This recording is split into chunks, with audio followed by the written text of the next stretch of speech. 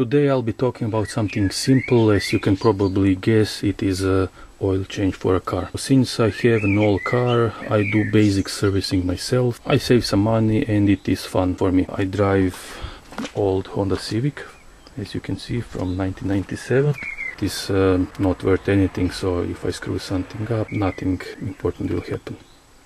For this oil change you of course need some oil, an oil filter and some basic tools. Regarding tools, I use these Proxxon brand tools. I have their set. Don't save on tools. Buy more quality tools because you don't want to be frustrated and left stranded. Well, some people tend not to change oil filter when they change oil. It is a stupid thing to, because oil will generally outlast the oil filter. Oil filter is doing the heavy lifting. Here I have some cheap ass rebranded Chinese piece of shit, but yeah, it'll do. Usually what you want also is to get a copper gasket for the plug, as you will see later. Sometimes it is included with the oil filter, but yeah, this one doesn't include it. Lastly, regarding oil, I'm using this Rowe brand. I use it because it is a reliable thing. I always get the same, the price is always the same, it is always available. I consider not a good thing to buy oil on discount, then for the next oil change you probably will not get it, then you will change brand and whatnot. It's better to have something constant than to change, like I don't know, get expensive oil, then next oil change the price will change and be unacceptable or whatever. Now regarding oil brands, they are basically distributors and producers of oils. This is obviously distributor. This company doesn't own any oil wells or refineries or anything. So what they do is they publish specifications and buy from the lowest bidder, which is really not a good thing regarding quality.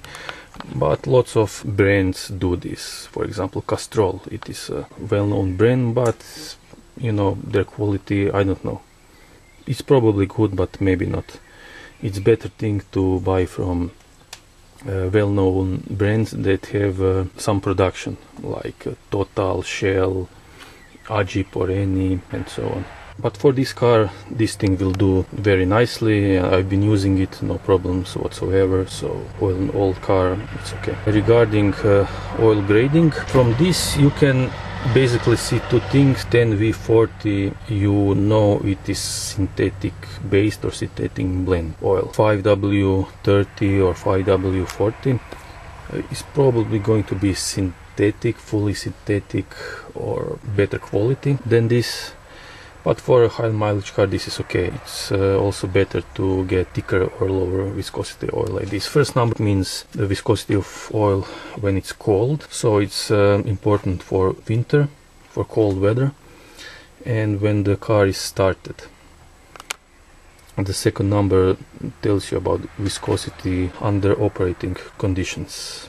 And probably they are most important parameters, these three parameters: brand of oil, grading or viscosity rating, and composition. This is probably semi-synthetic. They will use maybe 50 to 70% of synthetic oil, blend it with mineral oil or maybe even reused oil, and add some additives. Additives are most important thing. There are probably only 3 or 4 factories in the world producing additives, and everybody is buying from them. You also have specifications. If it is visible, I hope it's visible. So you should also consult your car's manual and see that the oil is according to their specifications. In case you've been wondering what is this, well, it is my shoebox with electronic stuff. So shoebox electronics. I will show you this sometimes later. So yeah, let's get going. It is best to change your oil after you run the motor for some time. Then you will wait for the motor to cool so you don't get your hands burned, and also to let the oil drain in the oil pan as much as possible. You will of course need some level place, so it's not good to jack the car up with crocodile jack because the car will not be level. If you have post type car lift, this will be perfect, but most of the people don't have it, only in service centers. I'll just use this hole in the ground to do it. First of all, unscrew the oil cover so you don't create vacuum. You will need something to catch the oil. In this case, I just use this crusty old pen. Then you need to loosen the bolt. It is the socket number 17 to this car. Screws. Use the rule of right hand, you probably know this. So this screw is going that direction. This direction you will tighten it. This direction you will loosen it. So you have to turn it like this to loosen it. In case you don't know, you don't have experience, you don't feel it, or you have been wondering.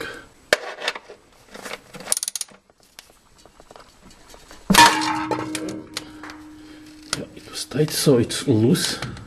I'll put it across here and then let the oil go. Just finish it with my hand.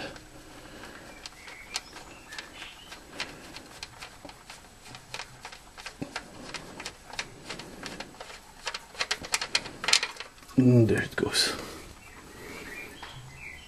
If you do this slowly and clever, you will not get yourself too dirty. You should check the screw. It has a little magnet on top, so you will see if it catches some metal particles, some residue, so you will know that something is going wrong with the engine. In this case, it is fine. Now the little bit difficult and potentially messy part is to remove the oil filter. I will try to use this tool if it is possible, and also let me put the plug this thing temporarily, so I don't mess things up too much, because I'll remove this part. Okay, so I cannot show you this very well because it is behind, but I will basically try to catch the oil filter with this thing and loosen it. It is in the back, somewhere here.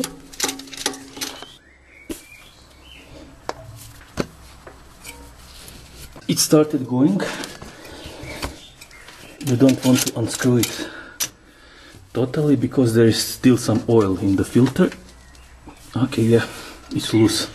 So I got it loose with this tool. You see the basics. You screw it in, tighten it, then loose little bit, loosen it, turn it, tighten it, loosen it, until the filter is loose. Now I can turn it with my hand. I'll put the good pan here so you don't see anything again, and continue unscrewing the filter. Hopefully I'll not make too much of a mess. Yeah, I talk too much. And so much of a clean job doing here, but okay, it's not too bad. Now before you put new filter, what you should do is apply some oil on the rubber gasket. Of course, use the fresh oil.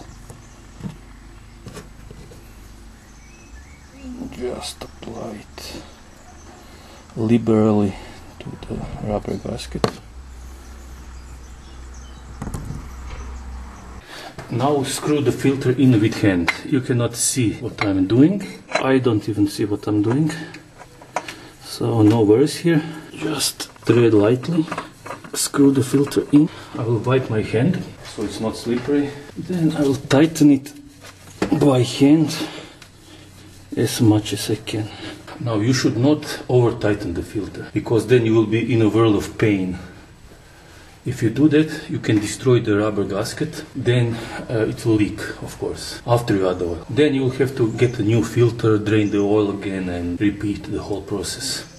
So you don't want that, just tighten it with your hand as strong as you can. Okay, that should do it. Now, of course, you should not forget to put your plug inside. It is amazing how many times people forget and destroy their engines. The new oil is just drained. At this point you should apply new copper gasket here, but I don't have it, and I'll just put it without it. Maybe it will leak a little bit, but I'm ready to accept that risk because I just don't have the gasket. And tighten it. Okay, now we can remove this. Have something handy to wipe your hand always. You can also wear gloves, and usually I wear gloves, but yeah. Tighten the thing. Now don't over tighten it. People tend to over tighten stuff. It's just not necessary to over tighten it. This thing is steel, so it can take some torque. This is fine pitch thread, so it will seal up nicely. Now regarding oil color, some people will complain my oil is getting black very soon, it's not a good oil. Well, it's just bullshit. Because the function of the oil is to lubricate, to cool down, and also to clean the engine. So if it is not black, it's not cleaning. It contains detergents to clean your engine. If your engine is bad, maybe the oil will get black very soon, but it is not a problem of oil, it is problem of your bad engine. It's just avoiding real problems. Black oil is a good thing. Finally, it is the time to add new oil. Lift this thing so you don't create vacuum. Add less and check how much is inside, then add a little bit more.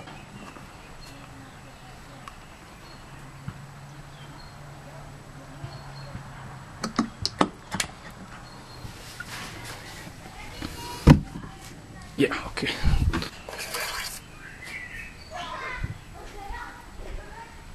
Okay. Now I will turn the engine just a little bit because the oil pump is probably dry at this point. So I don't want to start the car, I just want to turn it a little bit so it will catch the oil.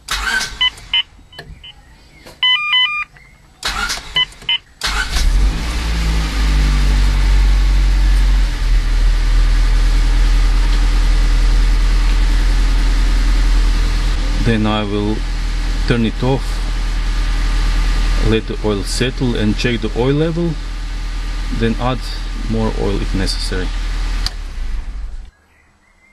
And I made a mess here anyway.